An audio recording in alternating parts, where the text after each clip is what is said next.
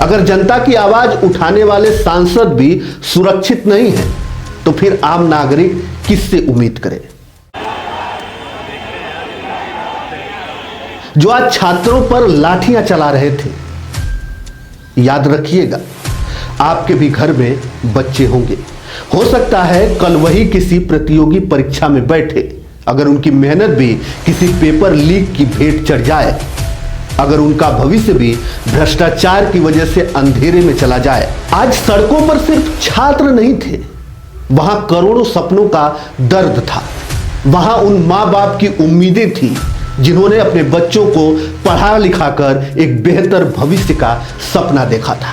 साथियों, आज जो देश की राजधानी दिल्ली में हुआ, उसे देखकर करोड़ों छात्रों के मन में बस एक ही सवाल उठ रहा है, क्या इस देश में अपने भविष्य की बात करना भी गुनाह हो गया है?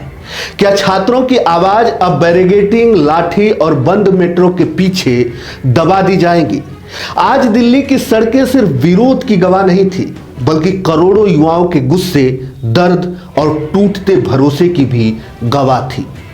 20 जुलाई की सुबह देश के अलग अलग राज्यों से करीब लाखों छात्र दिल्ली पहुंचे थे। उनका मुख्य मुद्दा था बार बार होने वाली परीक्षा में पेपर लीक, शिक्षा व्यवस्था में जवाबदेही और केंद्रीय शिक्षा मंत्री के इस्तीफे की बस छोटी सी एक मांग थी। यह प्रदर्शन संसद के मानसून सत्र के पहले दिन आयोजित किया गया था, लेकिन सुबह से ही दिल्ली के कई इलाकों में सुरक्षा बढ़ा दी गई थी।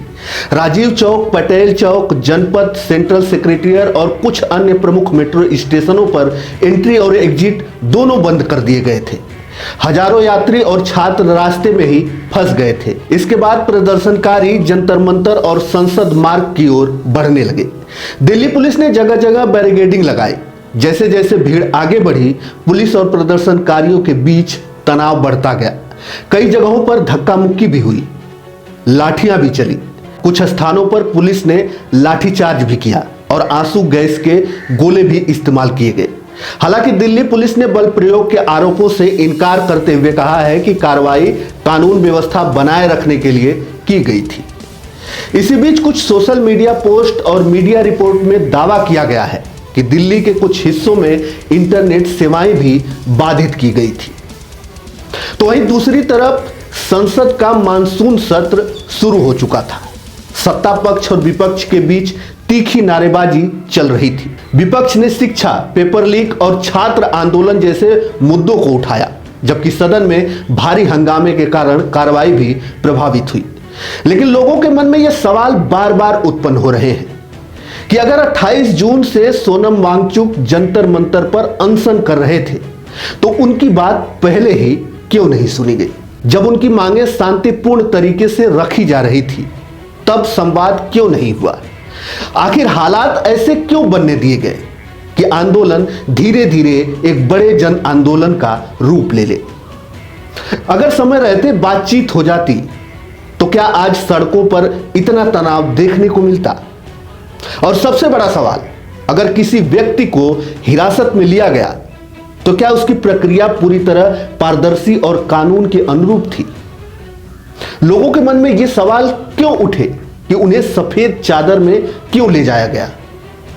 यह तो साफ साफ किडनैपिंग है। लेकिन एक बात याद रखिए कि लोकतंत्र की सबसे बड़ी ताकत संवाद है, टकराव नहीं। देश के करोड़ों युवाओं की आवाज को सुनना किसी सरकार की कमजोरी नहीं, बल्कि उसकी सबसे बड़ी ताकत होती है। इतिहास गवाह है, जब सवालों का जवाब बातचीत से नहीं मिलता, तब सड़कों पर भीड़ उतरती है। आज भी सवाल वही था, क्या समय रहते बातचीत नहीं हो सकती थी? आखिरकार क्यों बढ़ने दिया गया यह आंदोलन? क्या सरकार देखना चाहती थी, या कोई जोर आजमाइश चल रही थी, या फिर कोई कंपटीशन चल रहा था? क्यों नहीं सुनी गई आवाज जब वह शांतिपूर्ण थी? और अब जवाब कौन देगा? अब सबसे बड़ा सवाल, क्या करोड़ों छात्रों का भविष्य किसी भी राजनीतिक बहस से छोटा होता है? बार बार पेपर लीक, बार बार परीक्षा रद्द, बार बार महीनों और वर्षों की मेहनत पर पानी फिर जाना, क्या यही देश के युवाओं का भविष्य होगा? आज दिल्ली के सड़कों पर सिर्फ कुछ हजार छात्र नहीं थे, वहां उन करोड़ों परिवारों की उम्मीद भी थी जो अपने बच्चों को पढ़ाकर एक बेहतर जिंदगी का सपना देखते हैं। और हाँ, उन लाठीचार्ज कर रहे पुलिस कर्मियों से भी एक सवाल है जो आज छात्रों पर लाठियां चला रहे थे।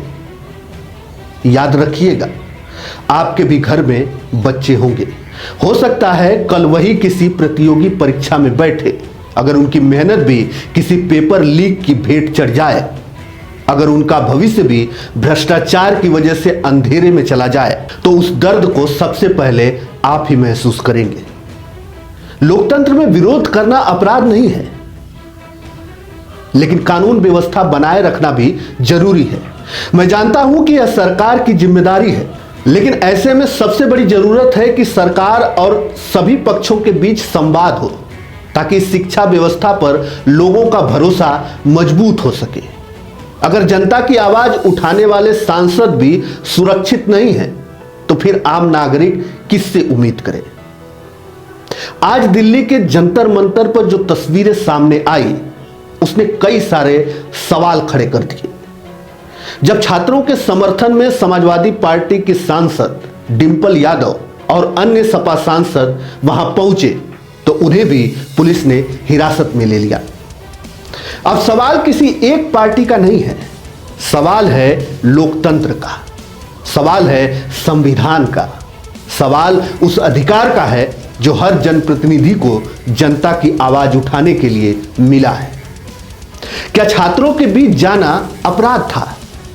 क्या छात्रों से वो सांसद बात नहीं कर सकते थे, उनके साथ खड़े नहीं हो सकते थे? क्या उनकी बात सुनना गुनाह है? क्या लोकतंत्र में चुने हुए सांसद भी अपनी बात नहीं रख सकते? अगर कानून व्यवस्था बनाए रखने के लिए कार्रवाई की गई, तो उसका मूल्यांकन तथ्यों और कानूनों के आधार पर होना चाहिए।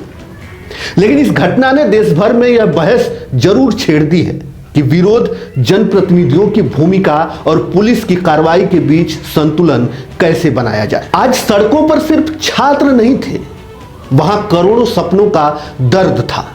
वहां उन मां बाप की उम्मीदें थी जिन्होंने अपने बच्चों को पढ़ा लिखाकर एक बेहतर भविष्य का सपना देखा था। लोकतंत्र की सबसे बड़ी पहचान यह नहीं कि सत्ता कितनी मजबूत है, बल्कि यह है कि असहमति की आवाज कितनी सुरक्षित है। और हां, इतिहास हमेशा पूछेगा, क्या आवाजों का जवाब संवाद से दिया गया या हिरासत से? क्योंकि लोकतंत्र में सवालों को रोका जा सकता है, लेकिन उन्हें हमेशा के लिए खामोश नहीं किया जा सकता। आज दिल्ली की सड़कों पर सिर्फ प्रदर्शन नहीं हुआ, आज वहां करोड़ों युवाओं की बेचैनी दिखाई दी।